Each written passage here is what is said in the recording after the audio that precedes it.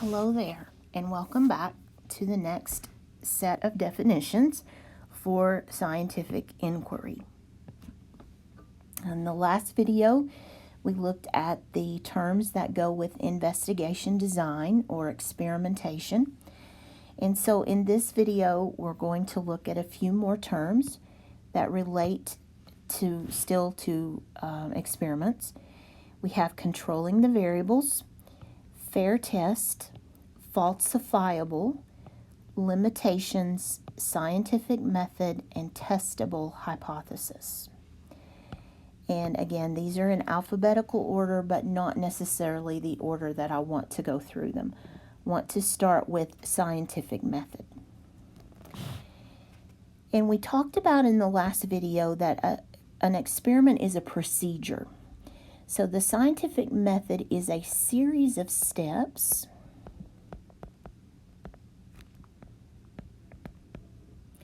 used to gather and test information.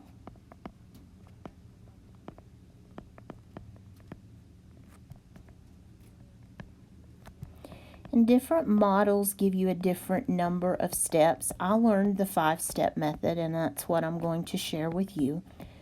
But some different books will give you different numbers of steps. Usually 5 or 6 is about all. But the first step is always observation. And remember, when you observe something, remember the cat that we talked about. You are observing, you're gathering information through your 5 senses. And then you make a hypothesis, an educated guess or a prediction about what you have observed. And then you do an experiment. That's the 3rd step of the method. You test your hypothesis to see if your hypothesis is true. And again, I don't like that word. We're not proving, usually, we're just supporting things. But you can test to see if there is support for your hypothesis. And then the 4th thing is you make a conclusion. Either yes, there is support, or no, there is not support. Based on my experiment, this is what happened. And then you share your results so that other scientists can take that study and do other trials, other repetitions of this study. So the scientific method is important to know. It does go in order. You can't skip steps. You have to go from 1 to 5 in that order. So this is a sequence that happens in order. Another thing that's important is a testable hypothesis. And that is a hypothesis, a prediction, or an educated guess that can be answered through investigation.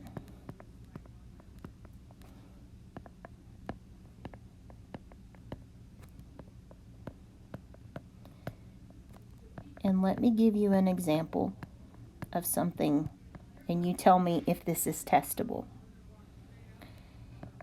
What if I say that I hypothesize that in the whole world there are 10 billion grains of sand? Okay. Is that a testable hypothesis? Can I literally go out there and test how many grains of sand are in this whole universe and put a number on it?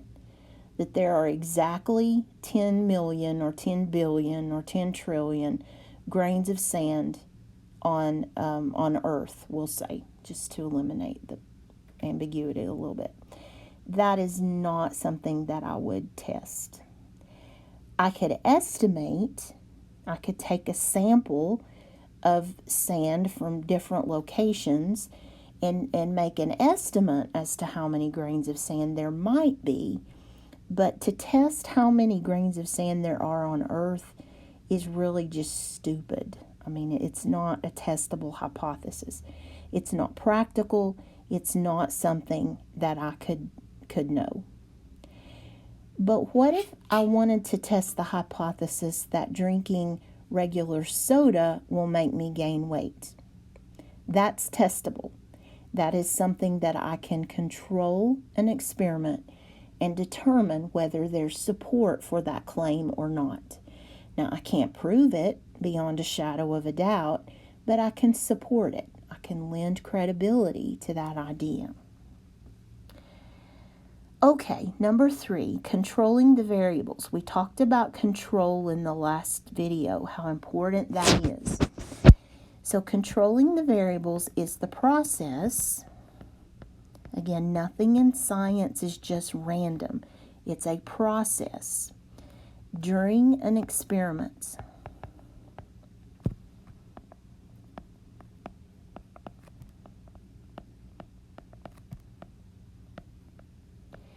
In which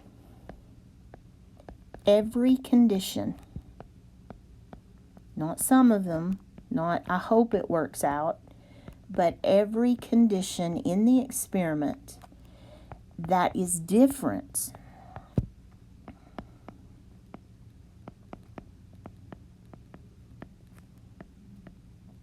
is accounted for or identified.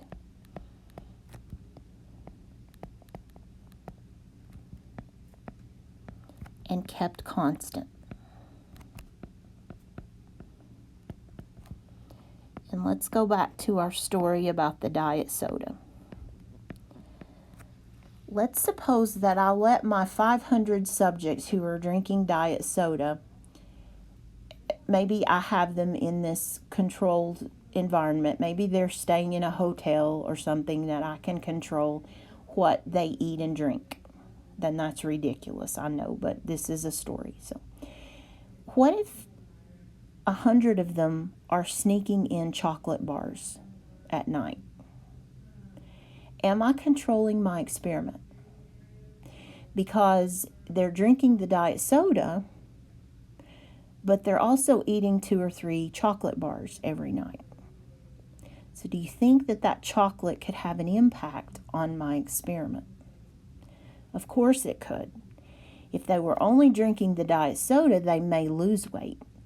But if they're drinking the diet soda and eating 3 candy bars every night, they probably are going to gain weight. Even though it has nothing to do with the soda, it still affects the experiment. So controlling the variables would be that I keep the chocolate out of the picture, that I don't allow them to have anything except what I want them to have for the purpose of the test. So when you control the variables, you as the scientist have to make sure that there's no chocolate bar, that part or any variable that you don't know about is controlled. And that's not easy to do. That's why experiments have to be very well designed. Okay, a fair test is an experiment in which only one variable is changed.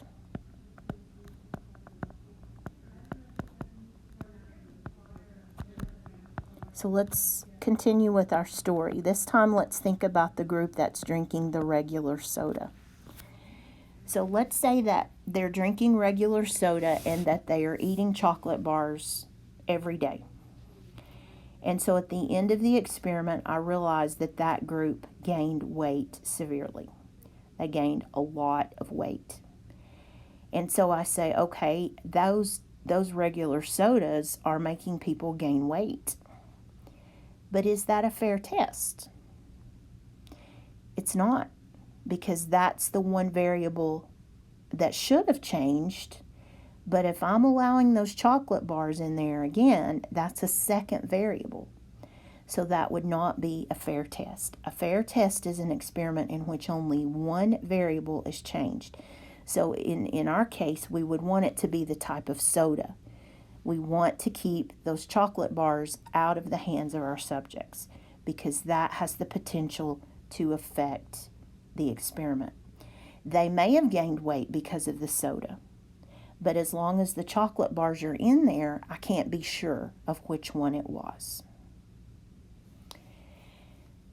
Something that is falsifiable. And that simply means that it is possible in a given experiment to reach results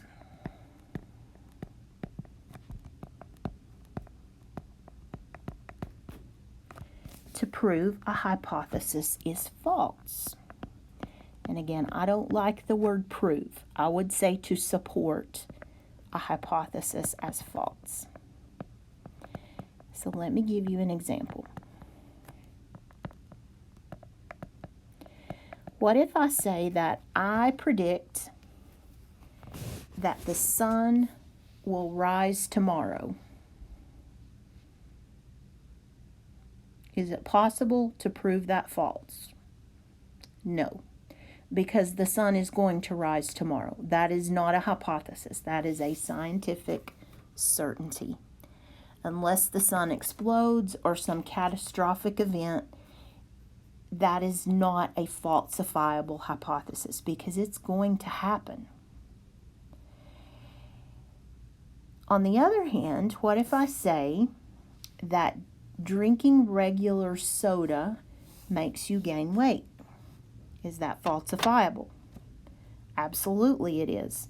I have a friend who lives on regular soda. She drinks 5 or 6 of them a day, and she hasn't gained an ounce since she was in school. That is a falsifiable hypothesis because I can prove, if you want to use that word, I would say I can support the claim that that's not true. I can show you an example of someone that proves that hypothesis is not true. So for falsifiable, you are looking at something that can be shown to be false. Limitations. These are parts of an experiment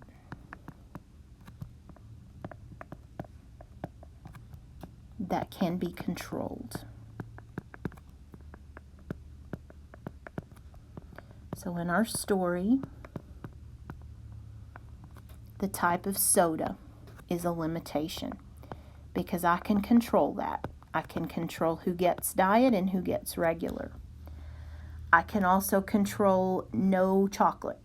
If they're controlled in this experiment, we are not allowing them to have chocolate. Those are limitations. They're parts of an experiment that I, as the scientist, can control. Okay, if you want more practice with these terms, it's on pages 22 to 25 of your text. If you're doing your flashcards, remember to add these terms to your set of cards. You're getting quite a lot of them now.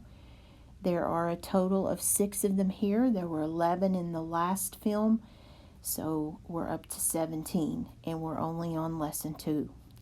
These are going to grow very quickly, but you're building a good science vocabulary, and that's going to help you a lot. Okay, I'll see you in the next video, and we'll look at evaluating our results.